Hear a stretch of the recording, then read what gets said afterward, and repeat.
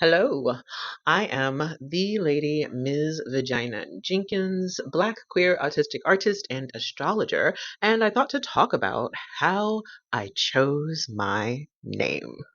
And for further context about me, I am a monoracial Black person of the Gen X generation who was born and raised in the South. And so naming has a lot to do with cultural history as well as honoring ancestors. For further context about me, I am an agender, autigender person whose gender is heavily influenced by their neurodiversity. Pronouns they, them, we when I want to talk about how my ancestors walk with me. I am also of the Gen X generation. I'm a monoracial Black person who grew up in the South, and I feel like all of those things combined speak to the importance of naming and asserting one's own identity and the cultural history, legacy, and honoring that is present in the ways Black folks name ourselves. I just wanted to specifically name those things as part of the context in which I chose my name. So initially, when I named myself, I only chose a first and last name, and that is Vagina Jenkins.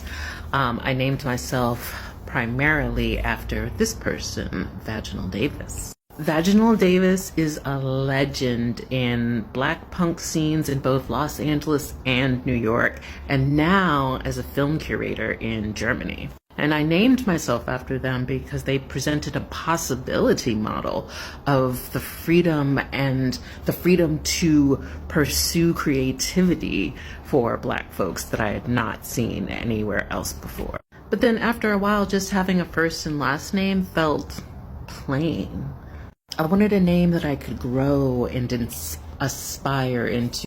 And so I thought about the European cultural tradition of adding lady to one's name, but I just kept associating it with so many, inbred European royals. Until I remembered the example of trans women like Sir Lady Java from Los Angeles. She is a major activist in Los Angeles's sex worker community and LGBT rights communities, and particularly by the Lady Chablis.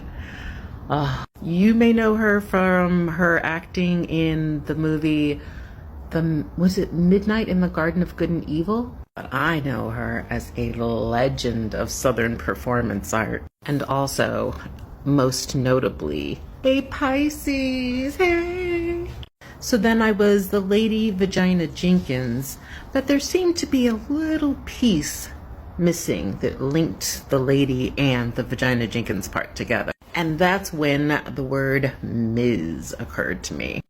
Ms. is commonly attributed to this white woman on the left, Gloria Steinem, but it's actually the work of the Black woman on the right named Dorothy Pitman Hughes.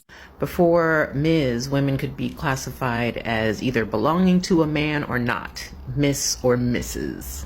Ms. as a title allowed women in the workplace to not experience marital status discrimination because they were owned or not owned by a man, as it was widely considered at the time not appropriate for women that were married to be working. So, yeah, that is the story of my name, and I am very proud and very grateful to have chosen a name with so much queer, trans, and Black womanist history.